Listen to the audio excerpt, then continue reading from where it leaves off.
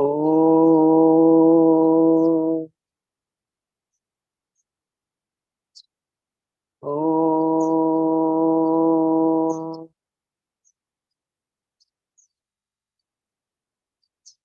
Om.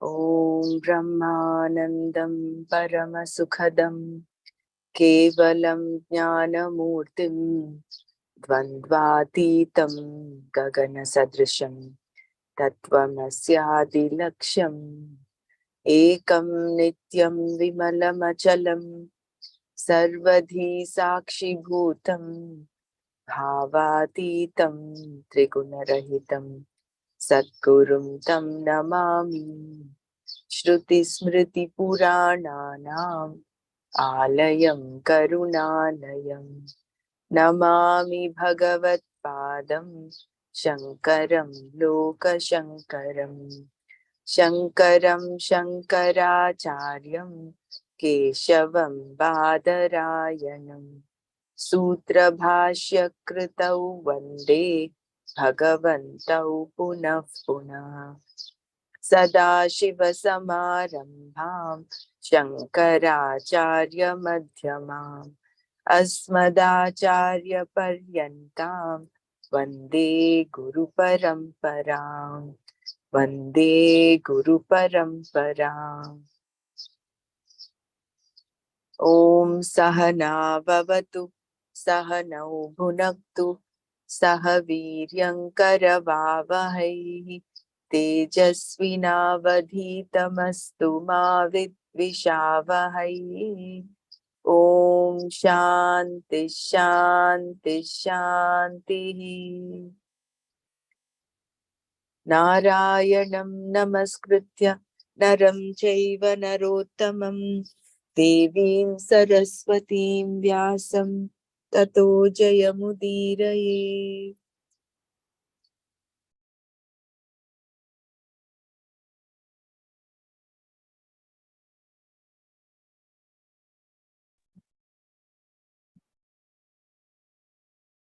Hari Om, Jai Gurudev.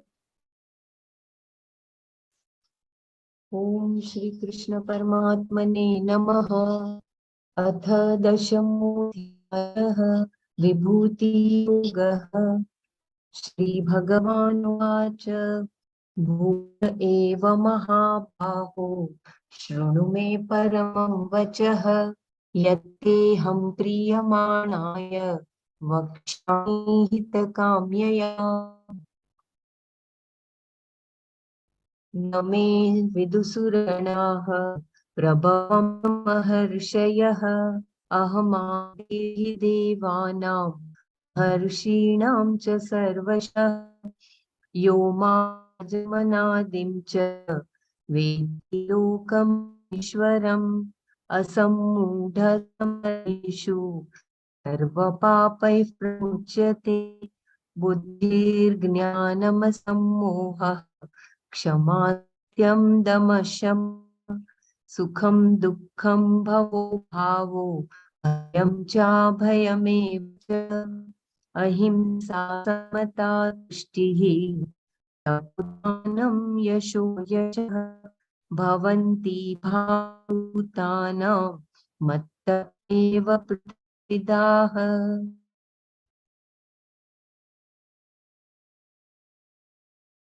My voice is breaking because there is again the notification. Just let me know. And which shloka to begin with? The first we did yesterday, right? The first one.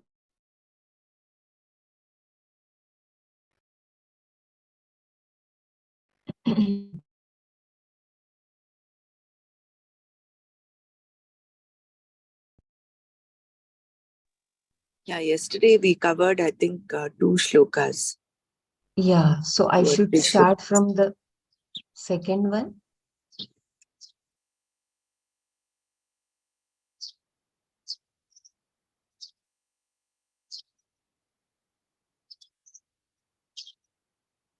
Or shall I quickly browse through the last? Yeah, please do that. You can do that. But if there is some disturbance from your side, I will take it over. Yeah, just let me know because I will not be able to know whether it is too much breaking. Just the notification comes.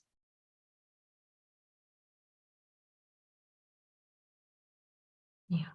So we were looking at wonderful glories of Bhagavan. The first sloka, Bhagavan is saying, Shri Bhagavan said, Bhuya eva mahabaho shrunu me paramam vachah yatte ham priyamanaya vakshyami hitakamyaya. Shri Bhagavan said, O mighty armed Arjuna, for your benefit, listen again to my words which reveal limitless, which I will tell you who is pleased by my words. He's addressing Arjuna as Mahabaho, who loves to listen to Bhagavan's glory. Bhuyah eva shrunu me vachah. Indeed, again listen to my word. Yat te aham priyamanaya vakshyami hitakamyaya, which I will tell you who are pleased with my words.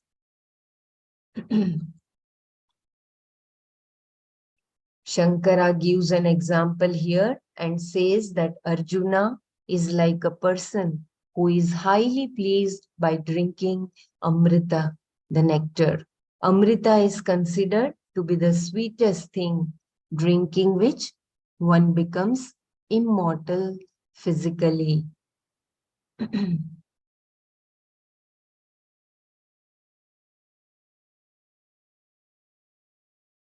Why hitakamyaya? With a desire to bring good to you. Hita is moksha.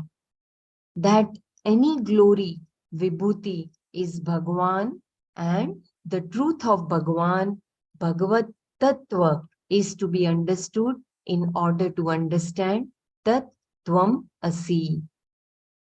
Understanding this sentence is the greatest hita, Shreyas. Shreyas, the greatest good you can do for a person is to make him recognize that he is Ishvara. What better good can you do? Nothing is greater than recognizing that you are Ishvara. With a desire to do good to you, I will tell you, because I am interested in your welfare, O Arjuna. The ultimate thing you can know is the truth of Bhagavan, Bhagavat Tattva. Even before that, recognizing Bhagavat Vibhuti also is beneficial, hita for you. How recognizing Ishvara's glories benefits you. If you recognize all glories as Ishvara's glories, your pride, your ahankara diminishes. That paves the way for understanding what Ishvara is. What stands between you and Ishvara, after all, is your ego. I repeat, there is a breaking of voice. You Yeah, recognize, excuse me. Is this a 10th you chapter? want, With this is which 10th chapter, the chapters? first verse, Dr. Mara. Last. If my Oh, voice is breaking too much, kindly help me to, I can continue sharing the screen and you can read. okay. But if Dr. Brahmana, then I can read it. That's no problem. Okay. Yeah, just let me know. I will not be able to, if it's breaking too much, because if it will be disturbing. Yes, it is breaking. Oh, really? So I request any one of Okay, you I'll to read it take for. over. Yeah. Mm. Yeah, go Yes. ahead, Dr. Mara. Okay. One second. Sorry, I was there for the last couple of days. One second. How recognizing that's one, right? How recognizing Ishvara's glories benefits you. If you recognize all glories as Ishvara's glories, your pride, your ahankara diminishes.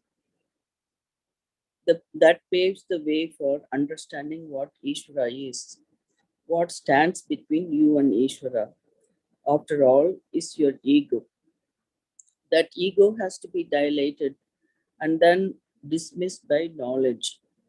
This dilation of the ego is not easy because knowledge of Shastra generally inflates the ego. How do you deflate it? My ego gets deflated when I understand that anything that makes me feel glorious belongs to Bhagavan. If I say my precious wealth is something that I have gathered with great effort, I cannot say it belongs to somebody else. It is my effort. That is how we become possessive. This sense of ownership gives us some kind of self-esteem. But the very fact that I require self-esteem shows that I do not have much of it. So how am I going to part with my hard-earned accomplishments and say that the glories belong to Bhagavan? Again, the last sentence, but the very fact that I require self esteem shows that I do not have much of it. So, how am I going to part with my hard earned accomplishments and say that glories belong to Bhagavan? You do not have to part with anything. Suppose a person is capable of thinking properly, that clarity is thinking that clarity in thinking is a glory. It is not an ordinary accomplishment. It is the highest achievement you can have as a human being. There is nothing more beautiful than clarity in thinking. If there is such a capacity enjoyed by a given person, then there cannot be pride about it. There can only be appreciation of Ishvara. That very clarity of thinking should help him recognize that all this belongs to Ishvara. There is no personal accomplishment at all. Everything is Ishvara, and whatever glory I have is Ishvara's glory. That recognition does you a lot of good, Hita, even though it is relative.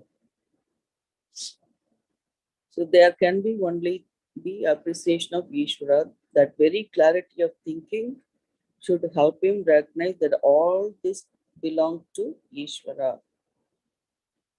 There is no personal accomplishment at all. Everything is Ishvara, and whatever glory I have is Ishvara's glory. That recognition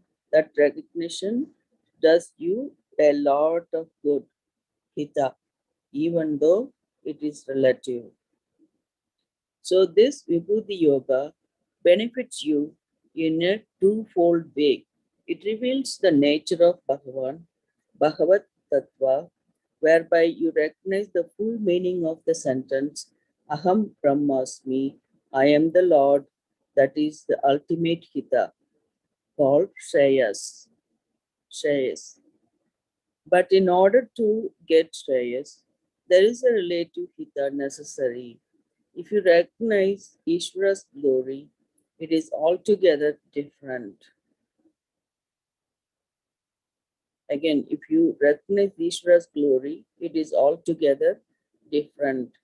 Where whenever you see someone who is extraordinarily gifted, instead of feeling jealous, you can say, as I have some glories, he also has some. There in him, Ishvara's glory is expressed better. When you can look at it this way, your jealousy, your pride, your inferiority, etc., will go away. You only recognize the glory of Ishvara wherever you see something beautiful. Therefore, this is very important chapter for a seeker to assimilate what Bhagavan is saying here is essential for maturity. Who is qualified to tell Bhagavan's glories? Bhagavan says, only with the desire to bring good to you. I telling this, so please listen. So again, Bhagavan says, only with the desire to bring good to you am I telling this. So please listen. Why does Bhagavan have to say this here? Perhaps we can get it from somewhere else. Why should he spend his time repeating the glory of the Himalayas is me, the glory of Everest is me, the glory of Ganga is me? Some Pandit can do this.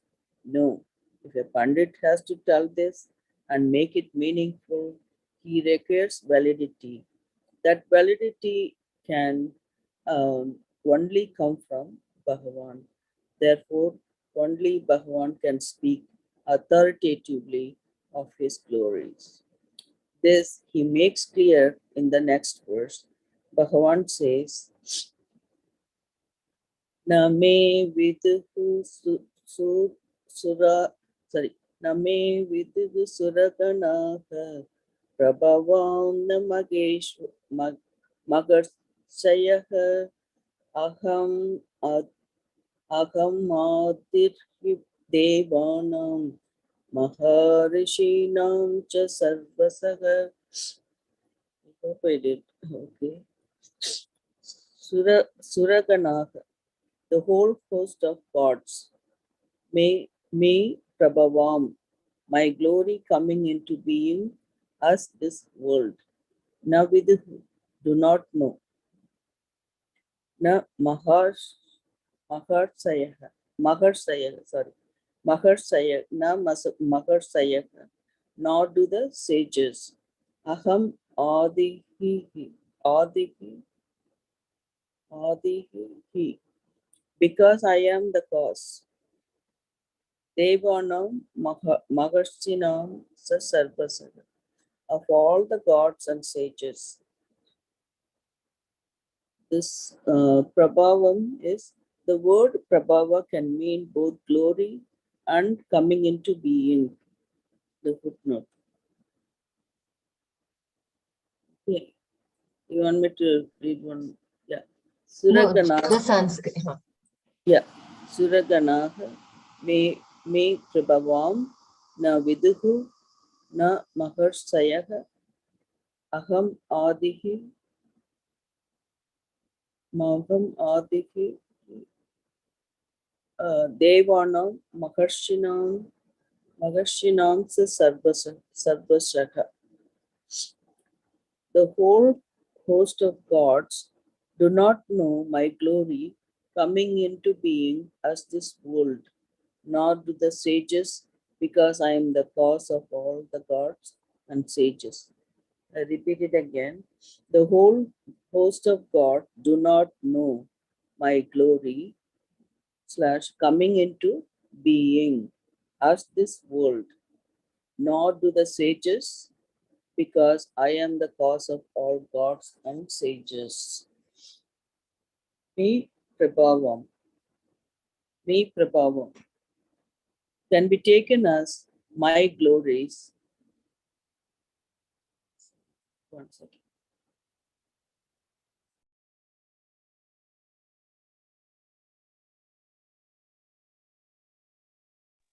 Okay. Me Prabhavam can be taken as my glories, my Shaktis, or my coming into being in the form of this world. Na Viduhu. They do not totally know. uh, now Viduhu is they do not totally know. They all know, but not totally. Who we are not talking about local people here.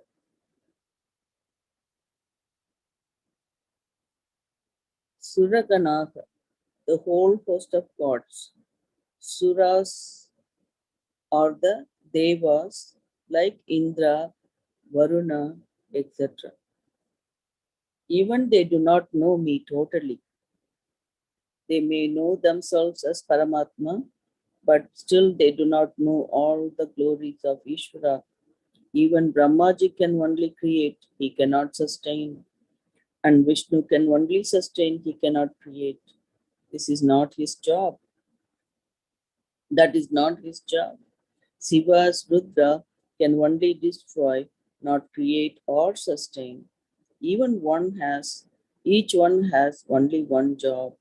Therefore, all my glories, even Brahmaji, etc., do not know. Not only that, even the great sages, Maharishis, do not know. A Maharishi is a great sage, Mahancha Ashav Rishihi. Mahancha Ashav Rishihi. He is great and he is also a sage. Maharishis are the ones who know, from whom we get all our knowledge. Even they do not know Ishvara's glories totally. In general, they know everything. As jnanis, they know the truth of everything as Aham Satyam Brahma, and everything else is Mithya. So everything known and unknown is Brahman alone. That knowledge is omniscience, sarvajnatva, but it is different from the omniscience of Ishvara. Ishvara has that omniscience plus all the details of the Mithya. These details even the Maharishis do not know.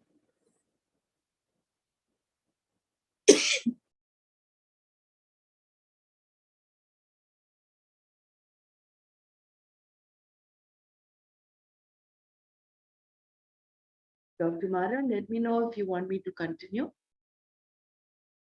If you want to go ahead, getting the cough. No problem. I'll take over. Thank you.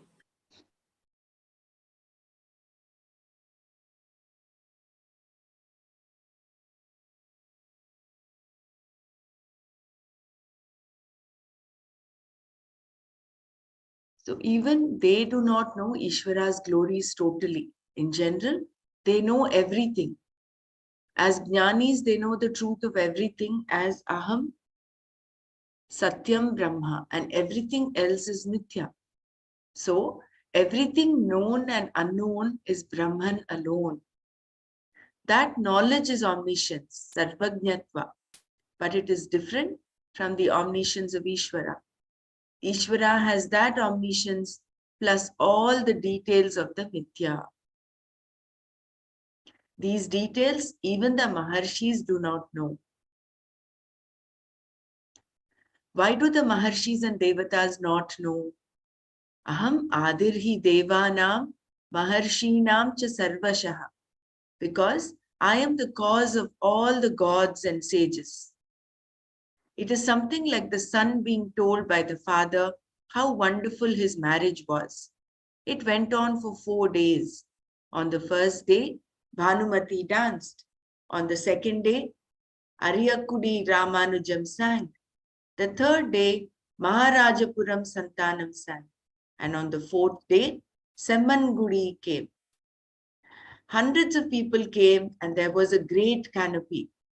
On being told all this, the son asked, "Why didn't you take me?" How can the son ever know all about the marriage directly, even though the father describes it so thoroughly? He can only have indirect knowledge born of a description in words, words that have their own limitations, experienced both by the speaker and the listener. Words are not always understood as they are meant. The limitations of language on the part of the listener and the speaker edit, abridge, and distort the very experience that is being described. This is the problem in indirect knowledge. Because he was not there at that time, the son cannot have the same knowledge as the father. Similarly, Krishna says, all these devas do not know my glories totally because I am the cause of all these devas and all these maharshis. The creation is presented in the Shruti as coming about in various ways. Straight away, Yugapat, everything comes simultaneously from Bhagavan, or it comes in this order. First Akasha, then Vayu, then Agni, and afterwards the gross elements, Sthula Bhutas. An order is pointed out here. Or first comes Hiranyagarbha and afterwards creates everything. There are many modes of creation mentioned in the Shastra. But any way you take it, I am the cause. Aham Adihi. In that, there is no option at all. Whichever way you look at it, I am at the beginning. Since I am the Adi, the cause of both the Devas and Maharshis, what can they know about me? Everything they know was taught by me, and all that I know, they cannot know. Here, Bhagavan is pointing out that he is the most qualified to talk about his own glory, Vibhuti. So, the different modes of creation that are described here, one is Yugapat. That is, simultaneously, everything is created from Bhagavan directly. That is Yugapat. The second one is sequential, where you first have Akasha, then Vayu, then Agni, the Panchamahabhutas one by one, and then the Stula Bhutas. Then the third one is first comes Hiranyagarbha, and from there everything gets created. So, although there are different modes of creation described in the Shruti, the fact remains, the fundamental fact remains that at the beginning of all of them, it was only Bhagavan, only Brahman was there. And he is the cause of all the creation. Why only Bhagavan alone is qualified to tell his glories? The Maharshis are all human beings. Even though they are endowed with great powers, they are only mortals, jivas. So are the devas. That is why all of them cannot know my glory. Prabhava usually means creation, but in keeping with the subject matter of the present chapter, Shankara explains that it refers to the total Shakti or glory of Bhagavan. They do not know my glories totally because they all have limited knowledge. They may be devas who know a lot more than the mortals here, and the rishis definitely know a lot more than any other mortal. But from the standpoint of omniscience, sarvajnatva, all of them are of limited knowledge, kinchignas. That is why they cannot know my glories totally, much less can they talk about them. Only I am qualified to talk about them. This is called praise, prashamsa of the subject matter. What I am going to tell you, only I am qualified to talk of. Thus, Lord Krishna introduces himself as Ishvara here. Whether Krishna presents himself as Ishvara Avatara or Vyasa presents him as Ishvara, it does not really matter to us. Krishna is Ishvara. So, the dialogue here is between Ishvara and Jiva, Krishna and Arjuna. Who is the one who says he is omniscient? When this statement is made by Krishna, we look upon him as Ishvara. There is no problem in that. But a question arises here. By whom is this statement, I am Sarvajna, the one who knows everything, and therefore I am going to tell you everything, made?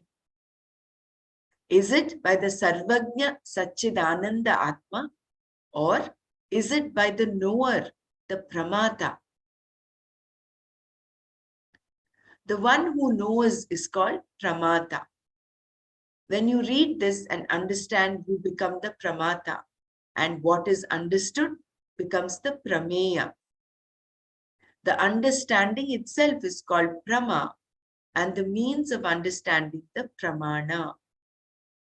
So, there is a doubt here as to whether the Sarvajna is Pramata or Satchidananda Atma. Because in order to be a Sarvajna, one must necessarily have something more, an upadhi. Apart from Satchidananda Atma, which is knowledge as such, pure consciousness. In that way, every Atma is Sarvajna. But that is not the Sarvajnatva that is being talked about here. Here, what he says, he knows everything. That requires the knowledge of all the details of Mithya. For that, something else, an upadhi, is required. Without that, there is no knowledge possible. The one who knows is called pramata. When you read this, this is actually a repetition of the previous paragraph. When you read this and understand, you become the pramata. And what is understood becomes the prameya. The understanding itself is called prama, and the means of understanding, the pramana. Now, is this pramata the sarvajna, or is the Satchidananda Atma the sarvajna? Satchidananda Atma, being pure consciousness, is sarvajna, all right. But that is not the sarvajnatva being discussed now. Here, when Krishna says that he knows everything and is a sarvajna, that that is different. This sarvajnatva requires something else other than the Satchidananda Atma, that is an upadhi. Only then is it possible to know all the details of the Mithya Jagat. Without this upadhi, there is no knowledge possible. And again, he not only said, I know, but also said, I am going to tell you in detail. Having the status of being a speaker and also an all-knowing person is not possible for Satchidananda Atma, which does not undergo any change. Omniscience with the knowledge of all the details and being a speaker are not applicable at all to pure Satchidananda Atma. Therefore, the one who says this is not just Satchidananda Atma. Then, who is it that knows and speaks? Only the pramata. The knower can know and therefore can talk. But if you take Lord Krishna as a pramata, a knower, then you would be attributing jivatva to him. This is because generally every knower is a jiva. If Krishna is also a jiva, he cannot be omniscient. If he is not omniscient, he would not be qualified to talk about Ishvara's glory. Therefore, the pramata, as we know, cannot be the sarvajna. If neither the Satchidananda Atma nor the pramata can be the sarvajna, then who is the sarvajna? There are two forms for any jiva, whether it is a deva, a human being, or a worm. One is called the Vastava Rupa, which is essentially true. It is not negatable at all. The other is called the Adhyasika Rupa, a status or role that is assumed, that is superimposed upon the Atma. Like an actor who has an essential personality and at the same time a role that he plays. Similarly, every jiva has a superimposed form and an essential one.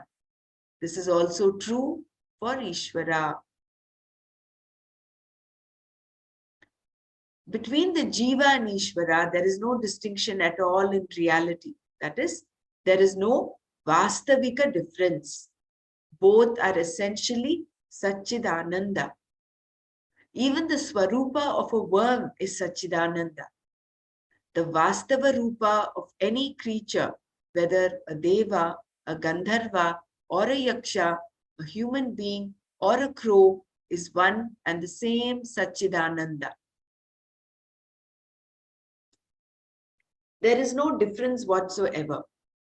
When the Lord says Aham and when the Jiva says Aham, that Aham is one and the same Satchit Ananda. Whereas the other form called Adhyasika Rupa has the status of being a knower, doer, etc. It is with reference to this Adhyasika Rupa that there is a seeming difference between Jiva and Ishvara. When you bring in the knower, you bring in your buddhi, your intellect, the upadhi that makes Satchid Ananda Atma to seemingly gain the status of being a pramata. Jai Gurudev, Dr. Brahma, one, can I Yeah, there's a please go. line, you read this, similarly, every jiva has a superimposed form and an essential form. Correct. This is also true for Ishvara. Can you explain this? How is it true for Ishvara? Both forms, the superimposed and the essential is understood. But what is the superimposed form of Ishvara? This I couldn't follow. Similarly, every jiva has a superimposed form and an essential one. See, the whole Jagat is the superimposed form for Ishvara, right? Adhyasika Rupa for Ishvara. Isn't it? Because with the Maya Upadhi, he creates the Jagat. So they are considering the Maya as the superimposed Upadhi. form of Ishvara. Okay. Yeah. It is because of Maya that the Adhyasika Rupa itself is there. Yeah. See, otherwise, essentially, there is only one. If you look at the whole universe, everything all put together, there is only one. This is the Advaita, the Satchidananda Atma. That is the only one that exists. Yeah, that is the essential one. Yeah. Essential one. That is the Vastavika Rupa. But why are we seeing so much of plurality? Why are we seeing you, me as different? Why are we seeing different gods, everything in creation? That is because of this Adhyasika. That is because of the superimposition that requires an Upadhi. That Upadhi at the level of Ishvara is Maya. From the Maya Upadhi is what the whole Jagat is created. Yeah, right. Right? Thank you. Yeah. So that is what I think is meant there when it says that is also true for Ishvara. Yeah, actually, that's right. I also agree with you. That paragraph, that 190 on top paragraph, which pretty much says that, right? For that, something else an upati is required, without there is no knowledge is possible. That there is no knowledge is possible. You is that what you're talking about? Yeah. The pramata. Okay. The Sarvagna is that how the Sarvagna came, he knows everything, and then requires the knowledge of all the details of Mithya.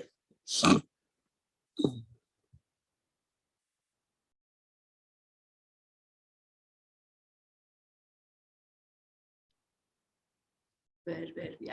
Bela, I'm sharing screen, so don't worry, I will the screen up.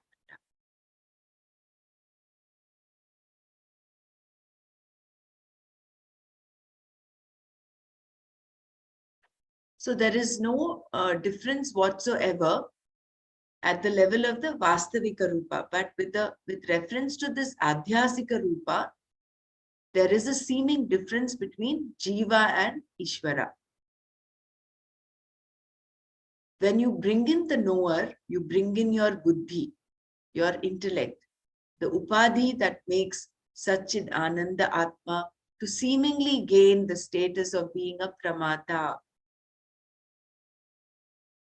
A jiva to be a knower must identify with the buddhi. Thus, the buddhi determines the incidental status. Adhyasika Rupa, which is superimposed upon the Atma and called a knower, but it is not real. So, in the status of being a knower, there is a seeming difference between Ishvara and the Jiva. Even between two Jivas, there is a seeming difference. The Atma of one person and another are both Satchidananda, but in the Buddhi, there is definitely a difference. So, in the status of being a knower, there is a difference between any two Jivas. When a Jiva is Satchidananda, how does he become a knower? It is only due to the Upadhi. From the empirical standpoint, he is seer, hearer, thinker, doer, etc. Similarly, with reference to the empirical creation, Vyavaharika Shrishti, Ishvara is also a pramata. Just like a jiva, due to the upadhi alone, he is a pramata. That is why there is gradation of knowledge. So I'll just pause here. So essentially, although all of us in this group, like we are 10 of us right now, each of us is essentially the same. Vastavika Rupa is Satchidananda. But the way each one of us is understanding what is being read, what is being listened to, will be different. It is not like all of us are getting the same perception as the PDF is being read, isn't it? So there, that difference is because our individual buddhis are understanding, comprehending this differently. So that for that to happen, that upadhi is required. It is only because of the upadhi that there is the seeming difference.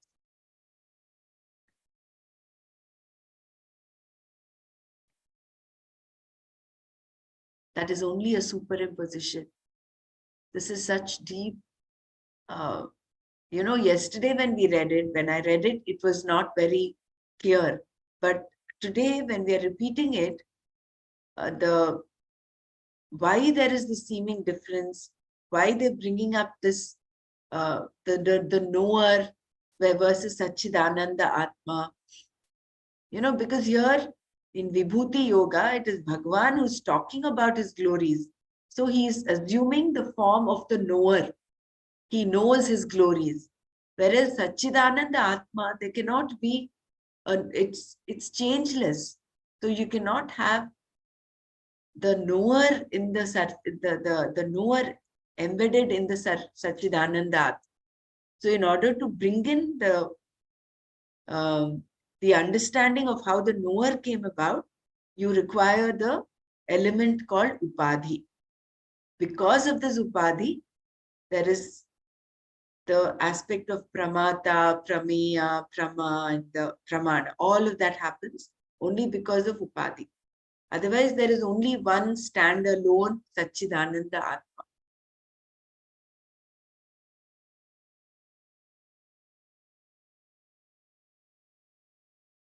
So this upadhi is the one that we have to tackle. That is why there is a gradation of knowledge. Among individuals, one has knowledge of law, another knows medicine. That is why a lawyer has to go to a doctor and a doctor to a lawyer. They are both of limited knowledge. What the lawyer knows, the doctor does not know. And what the doctor knows, the lawyer does not know. Now, what about Ishvara? You cannot say what the Jiva knows, Ishvara does not know. The situation is somewhat like that of a teacher and student. The teacher knows what the student knows, but all that the teacher knows, the student does not. While the Jiva is limited in knowledge, Kinchignya, Ishvara is Sarvagnya, all-knowing. Only in that sense can we say that there is gradation of knowledge.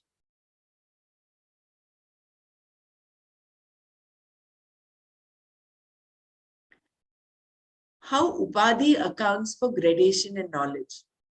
A Jiva is a Kinchignya because he has Avidya Upadhi, which seemingly limits the Atma, whereas Ishvara has an upadhi called Maya, which does not limit. On the other hand, it makes Atma omniscient and the cause of the world.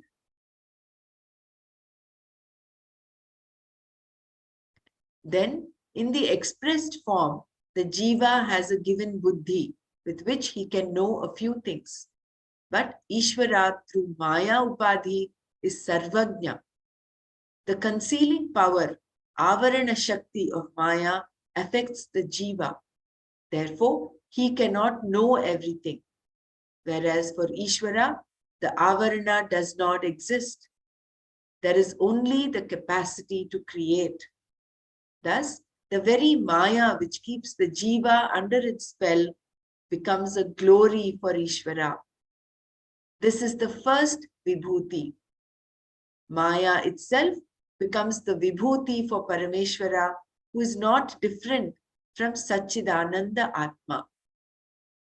I will read these two paras one more time. How Upadhi accounts for gradation in knowledge. A jiva is a kinchigna because he has avidya upadhi, which seemingly limits the Atma, whereas Ishvara has an upadhi called Maya, which does not limit. On the other hand, it makes Atma omniscient and the cause of the world. Then, in the expressed form, the jiva has a given buddhi with which he can know a few things. But Ishvara through Maya Upadhi is Sarvagnya. The concealing power, Avarana Shakti of Maya, affects the jiva. Therefore, he cannot know everything. Whereas for Ishvara, that Avarana does not exist. There is only the capacity to create. Thus, the very Maya which keeps the jiva under its spell becomes a glory for Ishvara. This is the first Vibhuti. Maya itself becomes the Vibhuti for Parameshwara, who is not different from Satchidananda Atma.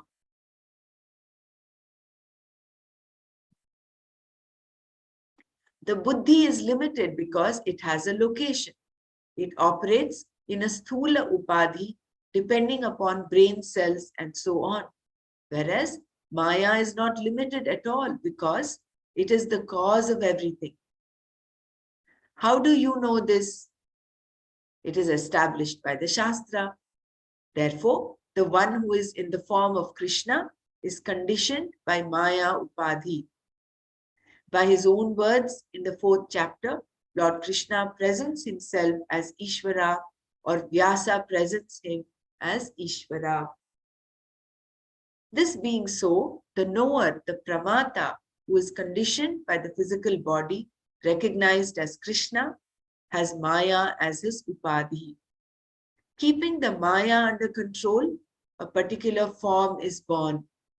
Since he is an avatara, he is not forced into this birth by the strength of his own karma. The assumption of a body is at the will of Ishvara. It is voluntary. And for him, there is omniscience. But the gods like Indra are limited in knowledge. Therefore, the Devas he talked about previous verse do not know about his glory. They are all jivas enjoying their own limited buddhis. So their knowledge will only be limited.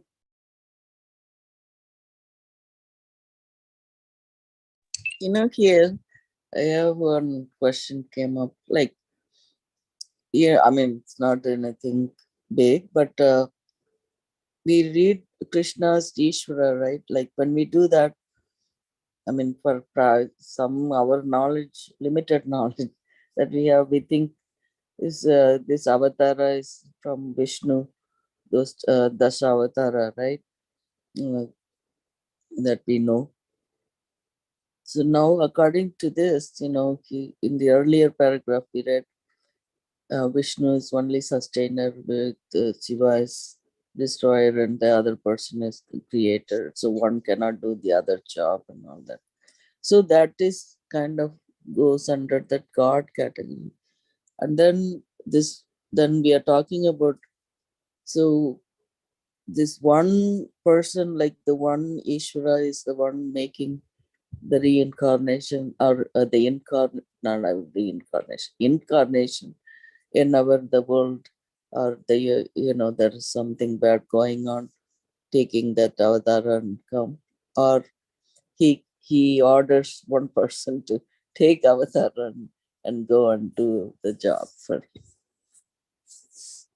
I just kind of trying to figure that out. Maybe it's part of the Maya, right? Because here he said it Maya Upadhi is as Krishna. Yeah, that is what he says, no? By his own words in the 4th chapter, Lord Krishna presents himself as Ishvara. So even this form of Krishna that is with the peacock feather and the flute is a form that is conditioned by Maya Upadhi. Similarly, all the trinities, all the devas, they're all conditioned by Maya Upadhi. Anything that we can see as a form that has a rupa, nama and rupa, has an Maya Upadhi overlying or underlying it, isn't it? Yeah, pretty much, everybody under him, like this one God, Paramatma, and from there down, trickle down to this creator, sustainer, and the Trinity, God of Trinity, and then the Maya Upadhis, all this Durga, and, Shakti form. Yeah. Then it comes down all those other elements, and that kind of, even they are not aware of this vibhuti of Paramatma. Then it's kind of, they don't know me, he says, right, in this one. Mhm. Yeah, he says they don't know me. Yeah.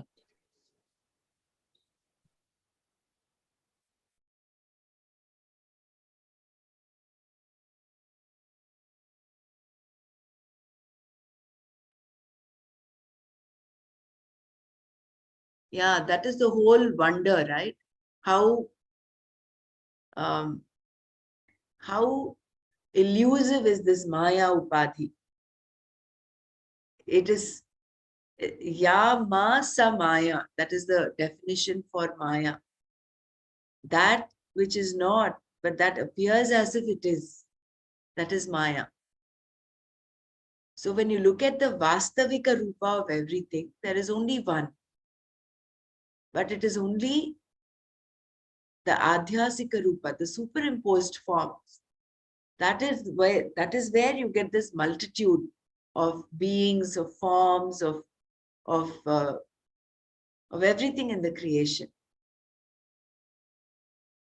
So that is why the first vibhuti of Bhagwan is Maya. Maya Yeah. is his first vibhuti.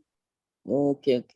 So, this is where, like, that Nirguna Brahma comes in place, right? Yeah, Like, so yeah. when you're not having that way to, okay, how do I, like, we are so used to be doing this Nama and Rupa prayer all the time. Then now you think of it, okay, this is the real thing we are looking into, and then you trying to see how you put your finger on it. There isn't, it just nothing there, like that's the feeling you're getting, right? Like Mm. Nirguna Brahma means that you can't, it's not, you cannot see. When you see everything, we see also there. He's there, but then you can't put a finger on it. That's or see it or hear it in somehow, in that form. Like, I mean, again, our little brains think about form and rupa. Yeah, see, That's you need the form. See, you require Saguna for Upasana to for go us to to, yeah, Nirguna Upasana. You need that Saguna initially. right. So, if in the Saguna you're able to see the Nirguna aspect, then Yes, we've elevated ourselves, right? If we yeah, just sit on with the Saguna Upasana, you're only talking of Shiva, Vishnu, Krishna. Like you were mentioning in that temple, you have Vishnu and Shiva and how they're each fighting for, they have conflict I between. know. So Exactly. becoming very limited in your perspective. But if you Yeah. raise yourself and say, hey, listen, Shiva, Vishnu, everyone is Yeah. ultimately the form. There is only one behind all of these. Right. And that's the one that I will pray to. That is the one I want to invoke. That is what in chapter 9, that Matparayanaha. Mm. So all our seeking is if it is unto that Ishvara who is all knowing, that Sarvajna, the cause of all the causes, Mm-hmm. then we are kind of seekers, we are mumukshus. Otherwise, Right. we are just samsaris only. We are holding on to the name and form, and we're using religion to to uh, to get our limited ends, making the difference here and there. So we're not able to see the ekatva, the advaita bhav there, right? So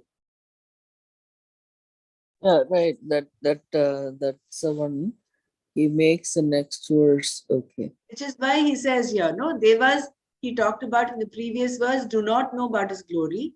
They're all Yeah. jivas enjoying their own limited buddhis. We all Mhm. become like those limited buddhis who have limited knowledge. So those people who are worshipping Shiva think Shiva is the only one. They have limited knowledge. They don't understand that Shiva, Vishnu, Brahma, everybody, Ganesha, all of them are just facets of that one limitless Brahman. Yeah. So that limited buddhis, we look at the world. So from the standpoint of Upadhi, the Jiva is a Kinchignya and Ishvara is Sarvagnya. Sachit Ananda Atma, obtaining in a given Upadhi, is called a knower, Pramata. Atma alone is called the Pramata and not the Upadhi, that is, not the Buddhi. The same Sachidananda Atma with the Maya Upadhi becomes Ishvara, Pramata, who is Sarvagnya. Viewed from the standpoint of the Upadhi, the identity between Jiva and Ishvara is not possible. But the Pramata is not real. It is Adhyasika, Nitya. Although there seems to be a difference, essentially there is no difference. In reality, the Jiva is Sachidananda Atma, pure consciousness, that is one, non-dual, and so is Ishvara. This identity is revealed by the Mahavakya Tattvamasi. This relationship between Ishvara and the Jiva is like that of a wave and the ocean. If the wave is told that it is in reality the ocean, it will ask, how can I be the ocean? The ocean was there before I was born. Then the wave realizes the implied meaning of you is water and the immediate meaning is wave. Wave and ocean are purely Nama Rupa Upadhi. There is no wave or ocean, but merely a certain form for which a name is given. On analysis, one finds both ocean and wave are water. That alone counts. There is no real difference. If you count names and forms, in the ocean there are many waves, breakers, etc. Now, count water and see if there is any additional wave or ocean. All that is there is water. That is the knowledge of non-duality. This is such a powerful paragraph. And what a wonderful example. When you look at the Nama Rupa of wave and ocean, there cannot be any comparison. They are different. Like the Jiva and Ishvara. In the Adhyasika Rupa, you cannot compare them. Each is different. But when you look at the essential Rupa, the Vastavika Rupa, they're both nothing but Sachidananda. Like both the wave and the ocean, the essential nature of that is water. So at that level, there is no difference, and that is the non-duality. Only in the body of Krishna is the consciousness conditioned by Maya. In our physical bodies, it is the same consciousness conditioned by ignorance, buddhi, etc. How do you distinguish this? Krishna has a body and so does Arjuna. Arjuna's Atma is Chaitanya and Krishna's Atma is also Chaitanya. His Chaitanya is conditioned by his body, mind and senses, and my Chaitanya is conditioned by my body, mind and senses. How can you say my Chaitanya is conditioned by ignorance and his is conditioned by Maya? Only from the standpoint of limited knowledge, kinchignatva, and omniscience, sarvagnatva. He knows everything and I do not. There is nothing unknown to him, whereas everything is unknown to me except the little I know. And Krishna is talking here about things that a man of limited knowledge cannot talk about at all. As long as there is vyavahara, empirical life, Jiva is Jiva and Ishvara is Ishvara. As pramatas, knowers, there is no identity between Jivas, including the Devas like Indra and Varuna. But from the standpoint of Paramatma, there is no difference whatsoever between them as well as between Jiva and Ishvara. Even though Ishvara is a pramata, the knower, he has omniscience, sarvagnatva. Therefore, he can say, even the rishis and the devas do not know what I am going to tell you. Being omniscient, it is proper for Krishna to say so. Even the devas and the maharshis do not know me because I am the cause of every one of them and am sarvagna while everyone else is alpagna. I think we'll stop here today. So it is so wonderful and so beautiful. If anybody wants a little repeat of anything, please let me know.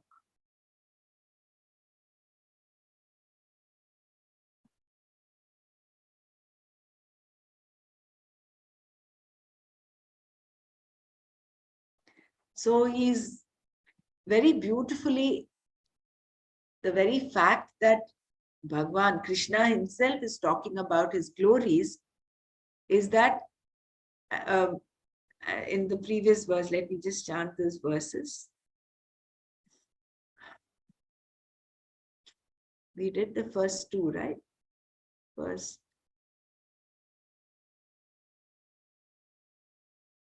Shri Bhagavanuvacha Bhuya Eva Mahabaho Shrunu Me Paramam Vachaha Yatteham Priyamanaya Vakshyami Hita Kamyaya. So he says, Shri Bhagavan said, indeed, O mighty armed Arjuna, for your benefit, listen again to my words, which reveal the limitless, which I will tell you, who is pleased by my words. So here we learned about the term Hita. Hita and Priyamanaya. Hita is moksha.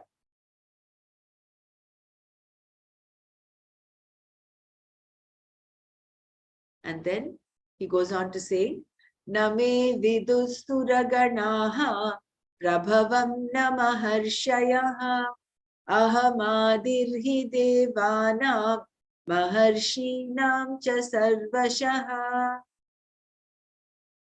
So he says, the whole host of gods do not know my glory coming into being as this world, nor do the sages, because I am the cause of all the gods and sages. So he says, I am the only one qualified to talk about my glories because I am the only one who knows everything. Even the gods and the devas do not know. The maharshis do not know. So let's close our eyes and Just reflect about all that we have listened to and understood, and let's come up with our takeaways.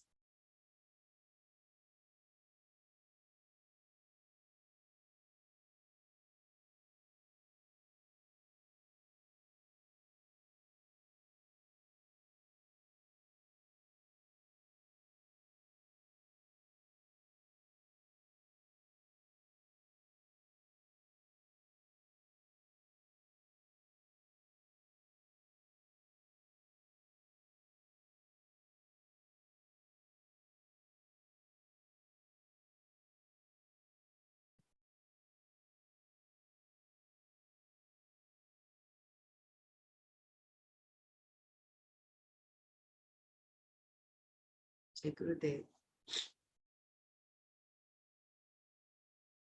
So basically, there's a lot of logic that Swamiji has brought in here with respect to how,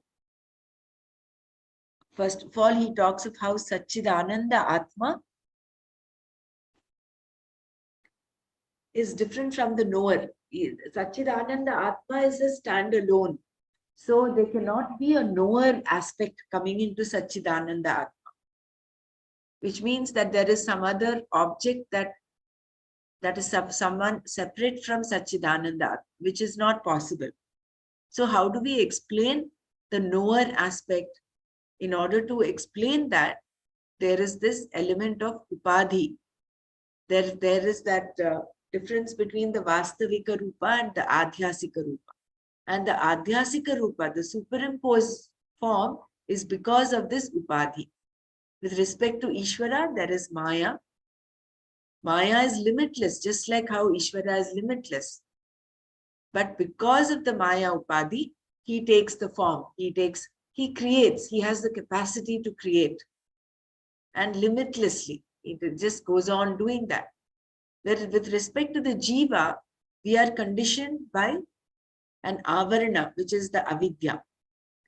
Therefore, we are alpagnyas. As long as we have this avidya covering us,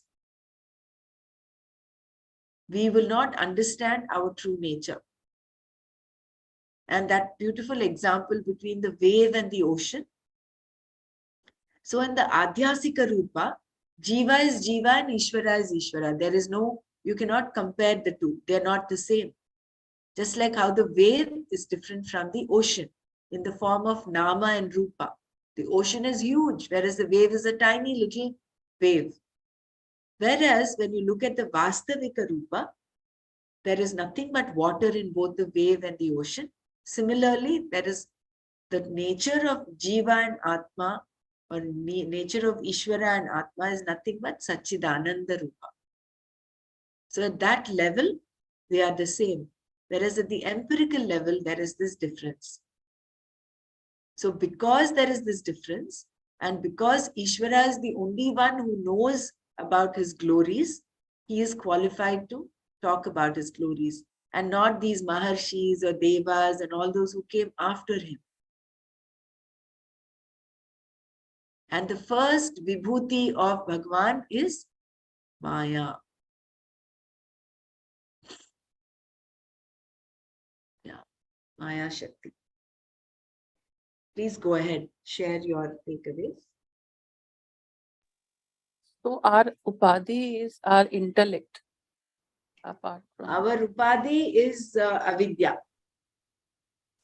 can we in the- call it intellect, buddhi? Also, No. yeah, it manifests as the buddhi. See, each of us has a buddhi which has its limitations. No, it all depends. Like the buddhi of a lawyer has only law knowledge in his head. Whereas for a doctor, it is all the medical knowledge, whatever the medical knowledge he or she has. So we are limited by that. Yeah, so that there's a difference is that the Ishvara's upadhi is Maya and Jiva's upadhi is our buddhi. Otherwise, we are like Satchidanand Atma is the Right. same. Right. Right. It's actually the buddhi is it says conditioned by the ignorance By ignorance, buddhi. Hmm. So they're putting the veil. The conscience is conditioned by the ignorance, buddhi, it says, in our physical bodies. Whereas in the body of Krishna, it's conditioned by Maya, which is the Maya Upadhi. Even if we have buddhi, I think the ignorance is the other veil that covers it. Yeah, see, buddhi is a product of this avidya also, right? So the avidya is the It's a more of anatma, right? Like right, yeah. right. So everything follows. The avarana is there. That the avidya veil is there, which from there you have all of this: the mind, intellect, ahankara, the all the other 6 different levels of existence come up because of this.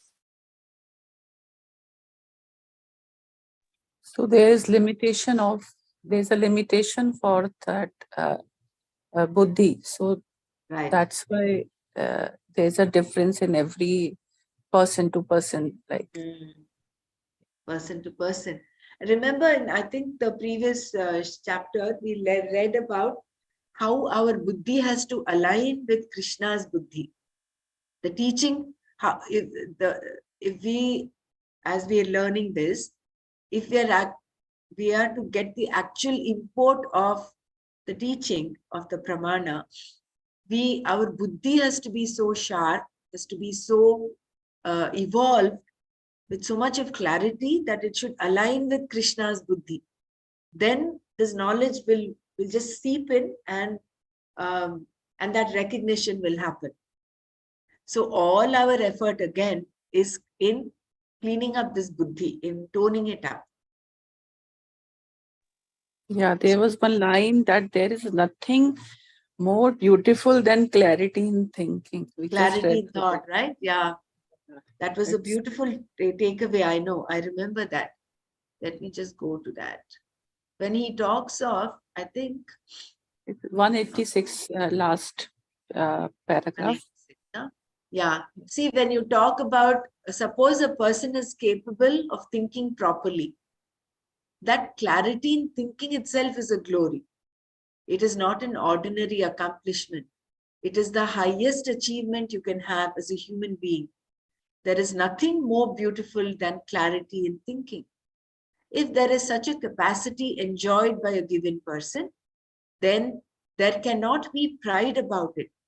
There can only be appreciation of Ishvara. That very clarity of thinking should help him recognize that all this belongs to Ishvara. There is no personal accomplishment at all. Everything is Ishvara, and whatever glory I have is Ishvara's glory. That recognition does you a lot of good, hita, even though it is relative. So every time, we think we have, the youth, this is what my children tell me. They say, when I tell them it is all, his grace and his blessings and all that, say, no, Amma, you have put in the effort. You have accomplished it. So your effort is also there. You should recognize that. But this beautiful paragraph explains how you, you know, even that you've accomplished it is his glory. So that ahankara is getting diluted there. Yeah, yeah. That is what I was about to say. That ego vanishes. Yeah. Isn't It's it? it's a dilated, and I think it may be diluted. I don't know, it's a dilated. Even It dilated to the point means it becomes thin. out. It's Yeah. like you're spreading it out. Even I had this doubt, maybe it's diluted, but Yeah. dilated has Dilated is probably a word to stretch it out so that it disappears. it Or it disappeared. breaks. Like in the Yeah. example of the cotton Right. fibers, when you dilate, when you spread it out, all those seeds fall off, right? So when you dilate your ego, the small ego becomes the expanded ego and the big ego. So that's how I understood it. Yeah, it was yeah, it was a nice experience in the last 2 days.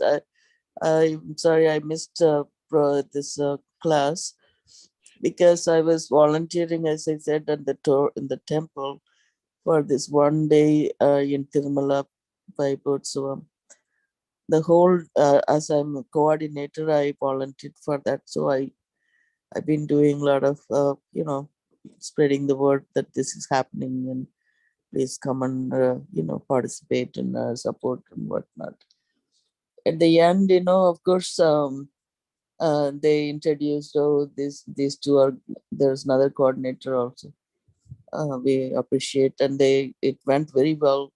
The whole program went very well, and they had a lot of donations that came through. So it exceeded their expectation of the senior committee in the temple. So everybody's happy, but then um, they just handed the phone. I didn't. I mean, the microphone to say something. If I think of it, I would have said this. I could have said that. The thought to happen that moment. There was something.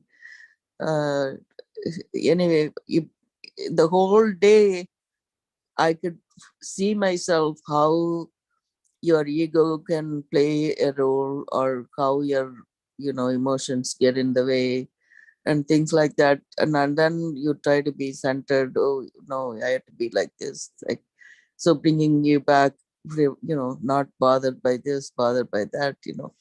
uh, it's seemingly, when you have that kind of uh, thinking going in your head all the time, that clarity kind of goes away sometime.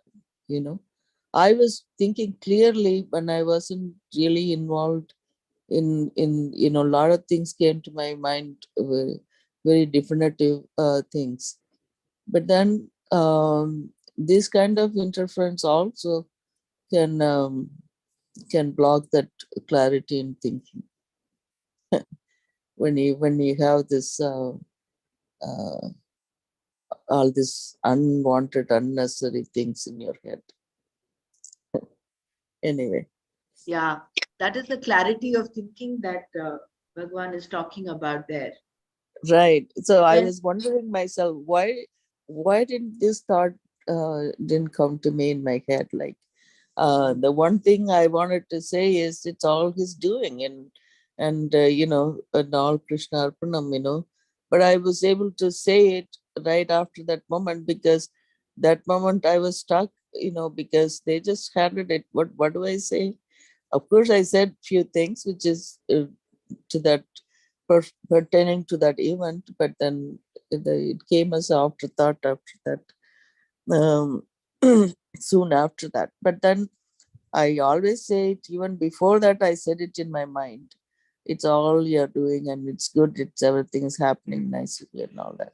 Mm. But then that moment it not the crowd to go and to appreciate. I did not do this for the name or fame or anything, popularity, but did it for my own, mental purification that we are talking about, with with Sada, thinking about, this kind of thing, Bhagavan, in his own, it, to spread the word or bhakti to the people. I mean, one way to think about it, like when we are reading all this, oh, we are doing this. Is this something wrong? Wrong meaning like playing with people's emotions or their limited knowledge, right? They the karma kanda part, right? They want to have this No, but happen, I that think that is happen. important, That isn't is it? also, that's what I'm saying. Like now, Yeah, then I thought about it. Okay, no, this is the initial step. Not everybody is going to go down this knowledge exactly. path. So for them to have that thought of God, like in the previous verse, somewhere we read, "Hey, I'm not partial to anyone. Like I don't hate you, or I don't love you because you do things, or chanting this part, or I'm reading the knowledge part, or whatever." He says, "You think of me, I am there for you." So at least this way, at least people get to think even that moment when they come to the temple or doing this puja or doing some yajna like that. So you being part of it, helping people to get there, it's really I felt okay that's we are doing the right thing in my own mind, say okay, I'm doing right thing for these people, having them donate or do whatever. So I don't keep asking anybody, but except some people that I know very well, hey, you probably can do this and things like that. um so anyway, I don't want to take my your time, but as we are going through this experience of learning this Gita, and I seem to think more in these terms rather than gulfed by all that emotions. Oh, that person um favorite. You know how people favor different people, right? Especially when two coordinators involved, they take care of one person than the other person. So that kind of things happens, but we don't bother about it. So that kind of maturity, I see it in myself. That's good for me, so I don't those things bother me in terms of that too much. See, all this is important because Yeah. you're aiding them in getting good samskaras. If they did not have this temple to come to or do this chanting, maybe that gap would be filled up by doing something which is probably adharmic, probably something different, which is taking Yeah. away. So at least this time that they're using to stay in a phase of devotion is helping them build up their good samskaras. So, Right. I mean, as they continue, maybe at some point they will have this questioning: what is this God? Who is this God? What am I? And all that. And then they will Right. turn to the moksha marg. So that is one Mhm. aspect. The second Yeah. aspect is about you talking about, uh, coordinators and the differences, this and that. That is an aspect for you and me. For I'm talking of everybody here, is Right. to is an opportunity to live life as a karma yogi. You Right. do whatever is to be done Right. and drop the result. Whatever the result, take it. Yeah. You've done a lot. There are so many people who do so much of good, but they're not recognized, or they're even, find they find people find fault with them. Mm-hmm. Your inner strength, your inner Right. strength purpose. If you think what you've done is right at that point, just stick with that conviction and forget about whether you have brickbats or praises. Does not matter. Yeah, You yeah, take, yeah, yeah. take That's them in your stride. So that is where you are like living a life of a karma yogi. right. So both are important for us. Right. That's how we are. The reason even I brought it up was to uh, it, have some of the clarity in your head. Trying to apply what you're learning. How Mm. should we evolve from here? Really, Um, the world outside is yeah. a practical laboratory for us. Yeah. Here we are So. learning the theory, and the moment we finish, I mean, even here, while in the Manana session also, there is a Right. laboratory happening. There's a practical application where the world outside is like a field of experimenting, of applying, field of application. All that we've learned, we just have to directly apply over there, and that is when this knowledge also will become firm. And see, all of us compared to last year, we are Mm-hmm. um, more averse with, more adept at certain definitions, no, like what is a karma yogi, what is jnana, Mm-hmm. what is sachidanand. So there is certainly a level of a greater level of understanding. So with that understanding, if we can apply this knowledge, not just keep it as indirect knowledge, Mm. apply it, then it makes uh, it makes life worth living, and then we are actually being mumukshus. Yeah, I'm definitely, people had said nice things and it was nice, but still, I felt, okay, why didn't this thought didn't come to me then? I'm thinking about you and only, but then I don't know, it probably took by that moment or something, but, Yeah, I said that's like, fine. If yeah. that you realized it also is great, isn't it? That is wonderful. Like that one sentence you read, right? We didn't achieve anything. I mean, meaning it's not. It's whatever we accomplished is because of his doing. His glory also. So that's how we should feel it. So this at this point. So that's why I brought that up to say. So I still feel that the same. Like I don't have any qualms about it. Okay, we did it. That's great. There And is this beautiful Chinese uh, saying says, uh, um, a flock of geese were flying over the lake. mm, Neither did they hold on to their reflection, neither did the lake hold on to them. mhm, They were right. just flying over the lake. They just pass through it. They passed to the lake. The lake did not hold on to their reflection, and neither did Mhm. they hold on to their reflection on the lake. That's So, very in our interaction with the world outside, we mm, we tend to create impressions on people around. exactly. We just Yeah. move on. We don't hold on to that. See, if you're holding on to that, it is like the geese holding on to their reflection in the lake. Right, How right. superfluous is that? No? It is. So that's the thing, like people have these comments, like even my husband said, "Oh, she was accepted by the others." You know, exact words he used. How you're the senior committee people, to you got to prove or something, to get somewhere, something like that. I'm not looking for any position, but it totally as I'm doing the service. But I'll send you pictures, and it's really nice. Yeah, yeah. Thank you.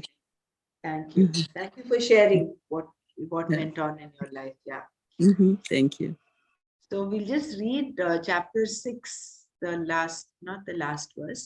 So further, Krishna says, Tatra tam buddhi samyogam labhate paurvadehikam yatate chatato bhuyaha samsiddhau kuru nandana. Tatra, there, paurvadehikam, what existed in a previous body, tam, that, buddhi samyogam, connection through the intellect, labhate, gains, kuru nandana, O joy of the Kuru family, Arjuna, cha, and tataha bhuyaha, further than that is gained previously, samsiddhau, for success in yoga, yatate, strives. So, tatra paurvadehikam tam buddhi samyogam labhate kurunandana cha tatah bhuyaha samsiddhau yatate. There he gains a connection through the intellect with that which existed in his previous body and strives for further success in yoga than that gained previously, O joy of the Kuru family. Tatra refers to either of the two families referred to in the previous two verses. The cultured dharmika family of a wealthy man committed to dharma, or the family of yogis.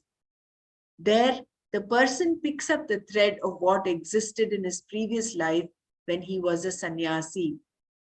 Previously, the person enjoyed a particular body, and in that body, he began a life of yoga, a pursuit of knowledge, which he did not gain before he died away. Now, in the present body, his buddhi connects itself to what existed before. Tam buddhi samyogam labhate paurvadehikam. What kind of a connection is this? Is it something like spaceships docking? No. The connection with what existed before means that the person picks up the thread from where he left behind in a previous birth and continues to gain greater success. And then what happens? The person again becomes a sannyasi, a yati, and because of the previous samskaras, makes an even greater effort to gain more than he gained before. Tatah bhuyaha. Why? For success in yoga, samsiddhau, to gain the knowledge that is moksha. Krishna uses Arjuna's words again here. Arjuna had asked, Krishna, having not gained success in yoga, what end does the person reach? Aprapya yoga samsiddhim kam gatim Krishna gachati. Answering Arjuna's question, Krishna talks about the same samsiddhi, success in yoga, which is in the form of self-knowledge. For gaining that samsiddhi, the person can make further effort because he has the buddhi samyoga, the connection with the samskaras he had before. So we'll stop here today and we'll take this up tomorrow.